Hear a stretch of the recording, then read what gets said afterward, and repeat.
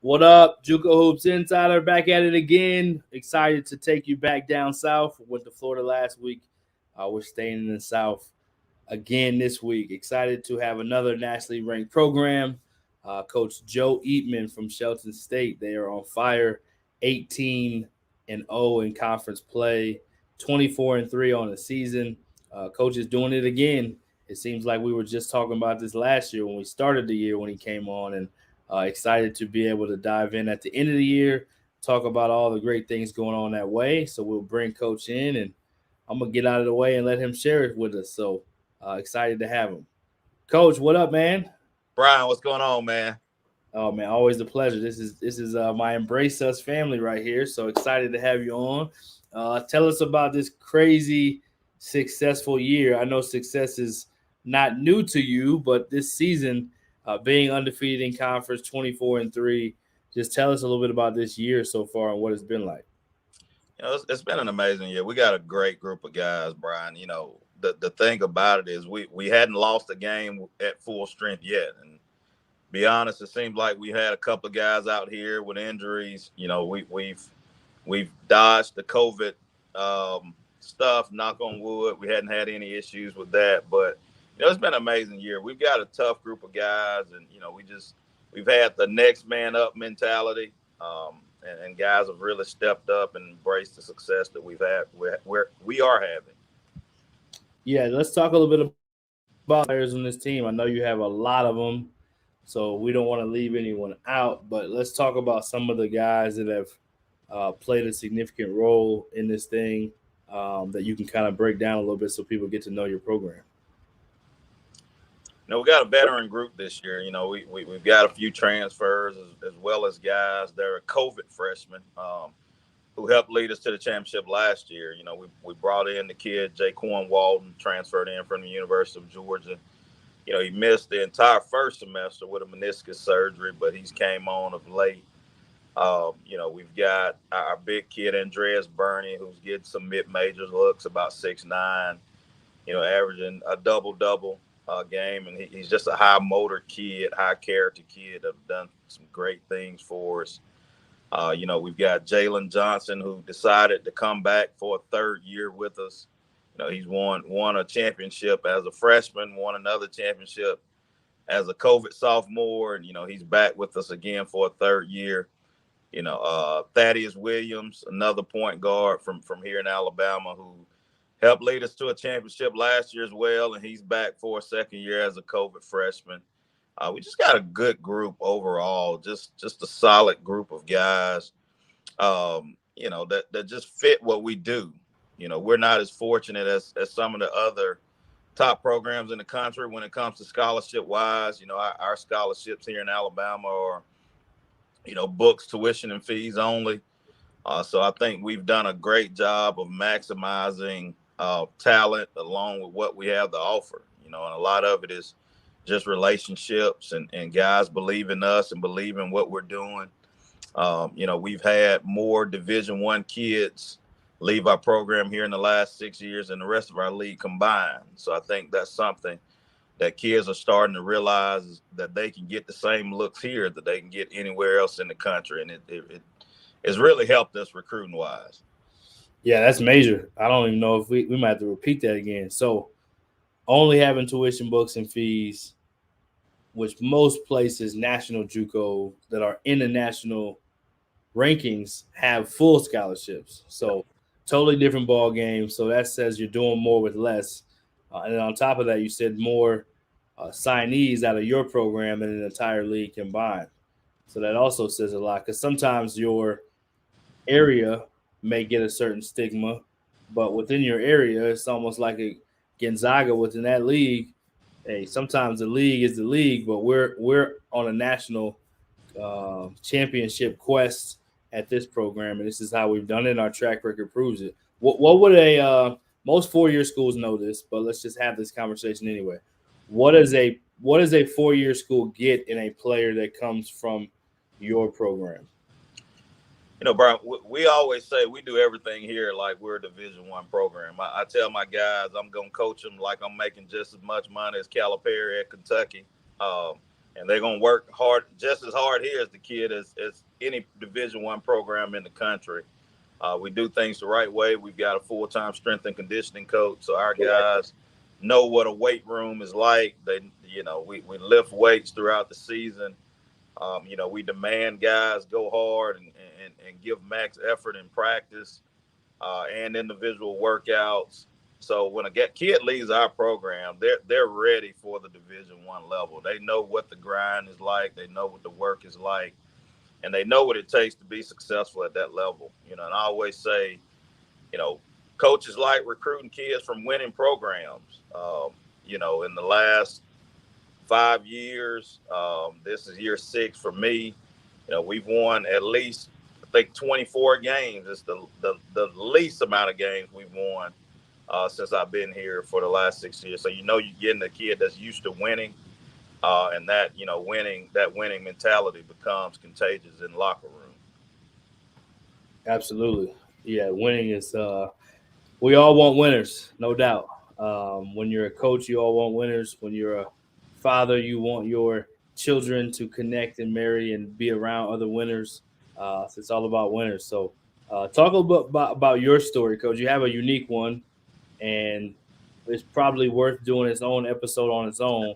But if we had a time to just spotlight yourself and talk a little bit about your story, just so people can hear that, if you don't mind, I think that draws a lot to why your program is the way it is, and I think the authenticity and the battle tested journey that you've had probably helps you relate and connect to kids in those relationships as well. Because people say relationships, but there has to be a connectivity within that relationship that makes it feel even stronger. I think that's part of what you have there. Share a little bit around that, if you don't mind. Brian, my road here in coaching has not been easy. I started out as a graduate assistant at the University of West Alabama. And I went on and took a high school job at the smallest 1A high school in the state of Alabama. And, didn't lose a 1A game that year and got my contract not renewed at the end of the year at the smallest 1A high school here in the state. So that was a big blow, to me. But, God blessed me, man. And I was able to reconnect as a full-time assistant at the University of West Alabama for a couple of years. After 2 years, I took another blow. My boss was let go. I was not retained as an assistant coach there for various reasons. Just conflicts with the new guy that they had brought in. God bless me, and I was able to get my first head coaching job out of that at Alabama Southern. At the point, I think it's Coastal North now. After 1 year in time for first place in the South Division, I was called in and told another contract was not going to be renewed. So, those some tough times in my career, but one thing I can say is God always blessed me with another opportunity. After that opportunity, I had an opportunity to come here and be an assistant at Shelton for 4 years. And it really humbled me, and I learned a lot. I was able to be back home here and bring my kids and my wife back here to Tuscaloosa to be around my family. So that was a blessing for 4 years. And that was my waiting period. That was my trial time. And I really had to be patient and wait on my next opportunity. And I was fortunate that my next opportunity just so happened to be here in Shelton when Coach Mohorn retired. And like I said, 6 years in, we've won 4 championships in 5 years. I've been coach of the year 4 out of 5 years in the league.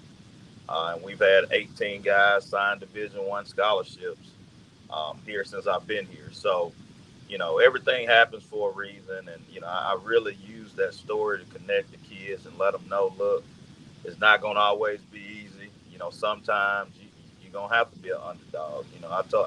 I didn't have a coaching tree. My dad wasn't a coach.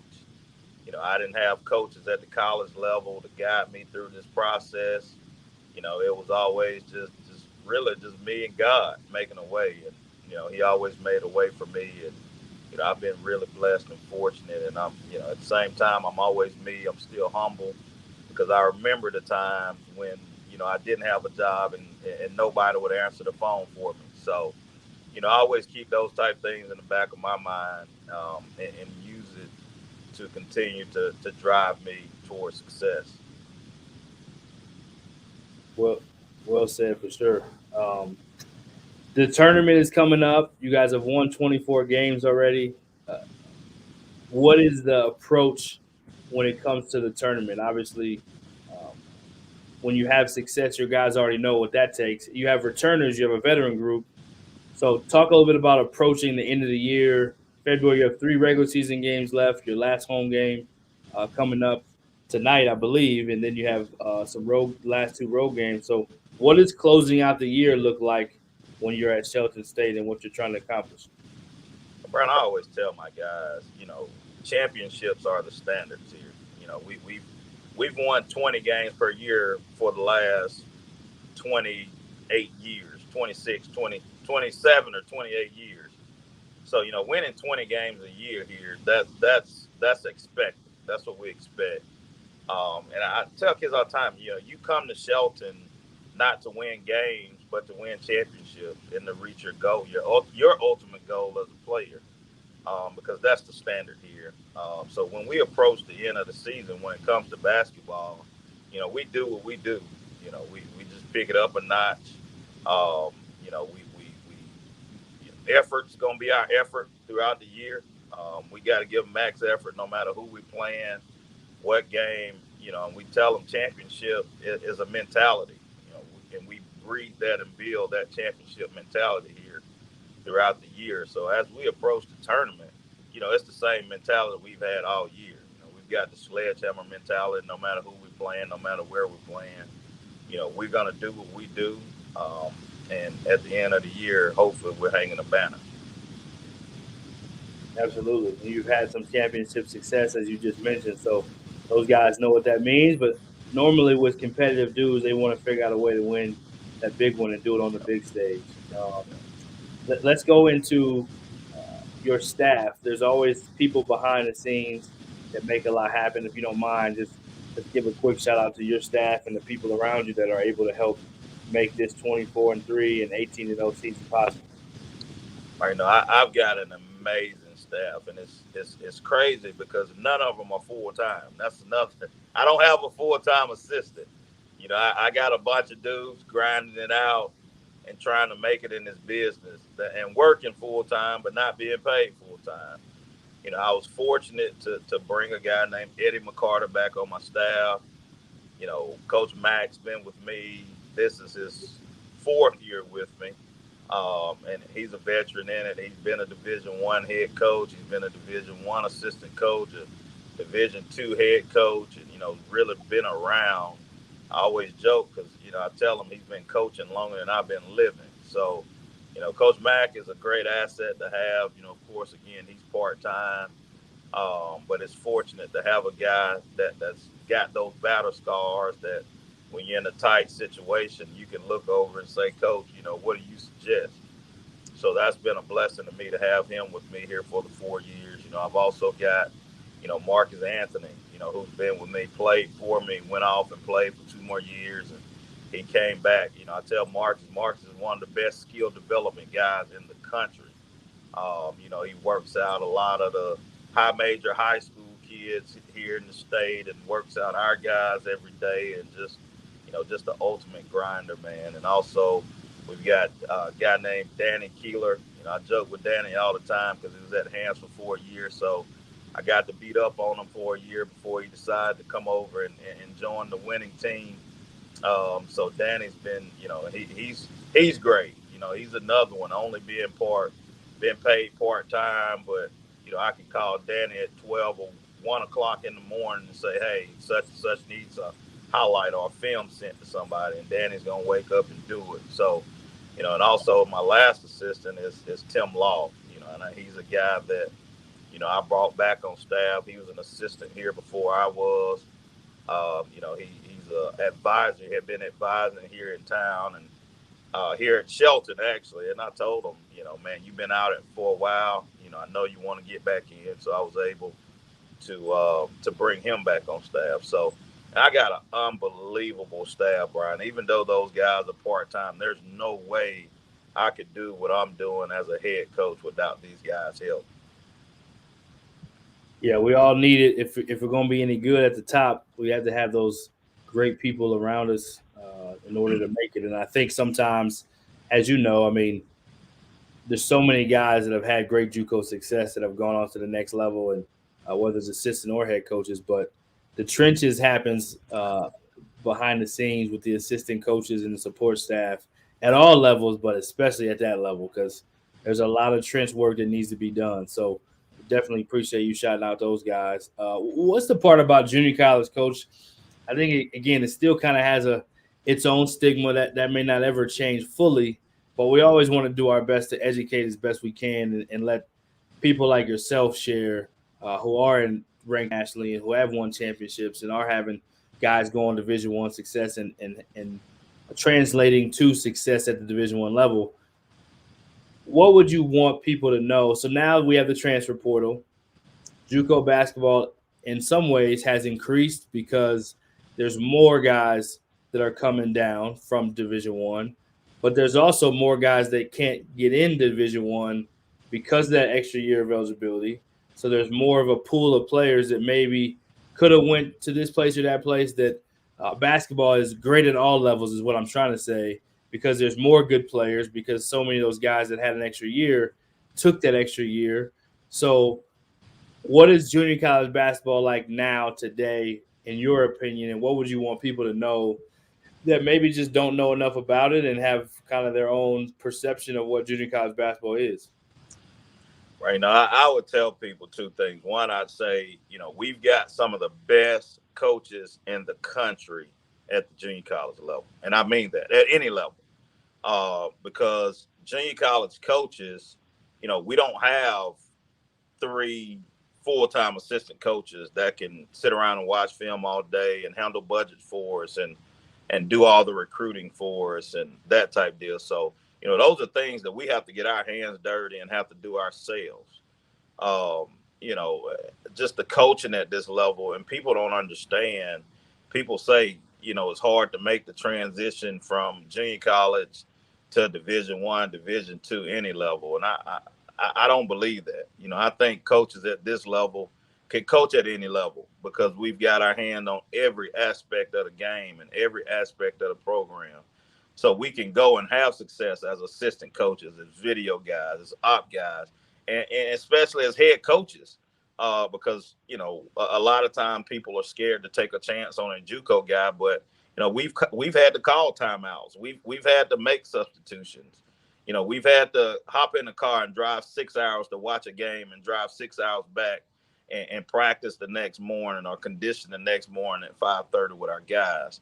So, we've been through the grind as junior college coaches, unlike any other coach at any other level. So I'd first like to say that. And I like to shout out all the JUCO coaches, man, because, I think a lot of people don't realize, the time we have to spend doing what we do and the time we're missing with our families and our friends and, things that we're just not able to do just because of, we've entrenched ourselves into this JUCO life. And I think it's an unfair perception that we get as JUCO coaches that we can't move to the next level and have success. And then I like to say too, is the players, the players at this level, you can take JUCO guys, a group of JUCO guys, and go compete at any level if they had the resources and the 24-hour meals and the around the clock treatment and around the clock strength and conditioning coaches like they got at that level.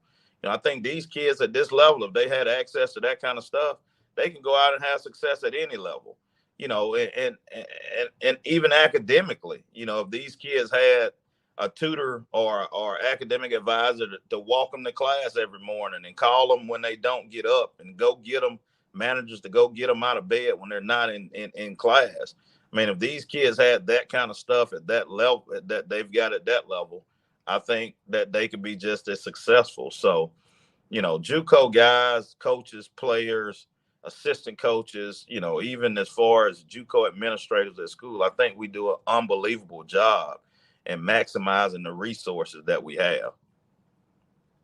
Yep, very well said, Coach. Very well said. We like to end with a funny story.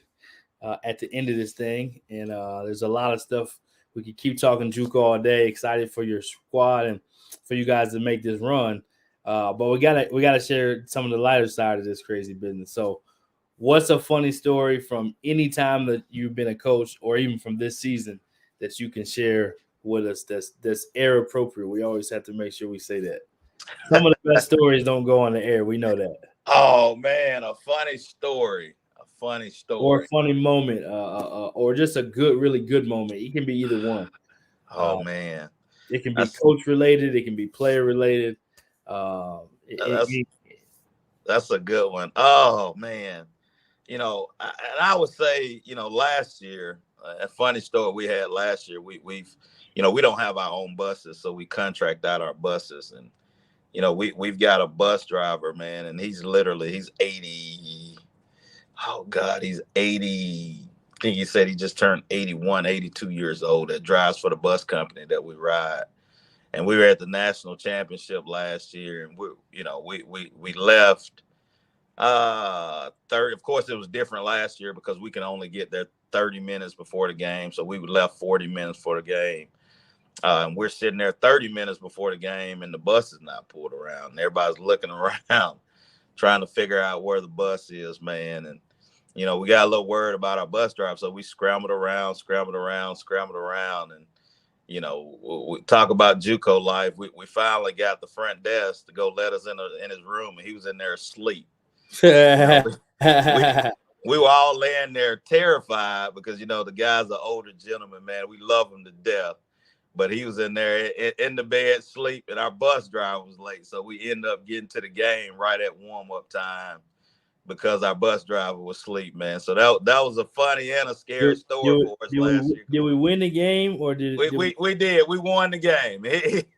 And I told the bus company, they lucky we won the game. If not, I would have been upset. But those are the type of things. I thought I was gonna have to find the keys and go drive the bus because we can't find them. But those are the kind of things we deal with, man. And that's just a little light story that we had last year at the national tournament. I love it. Well, that's good stuff, Coach. Well, we'll let you go with anything last that you just would want people to know about the program, the season. And we just like to give the floor to you for any closing thoughts or anything that maybe we didn't ask about that you'd like to mention. And then we'll let you get ready for your last home game tonight. Well, Brian, I just want to say I appreciate you. I appreciate the exposure for the program. We really base our program on service. I tell everybody we're not called to succeed. We're called to serve. And I think if we serve as God would have us serve, he'll honor our service with success. So that's the motto we live by. And we just going to continue to serve. And hopefully that, by our service, God will continue to bless us with success. Yeah, I love that. We believe the same here. We're excited to serve you guys. And as a fellow servant, it's like, you deserve this platform to be able to share about the program. And I'll end last with the Rising Coaches initiative. We don't have a ton of extra pins, but we had some extra ones to be able to share with some non-Division I schools.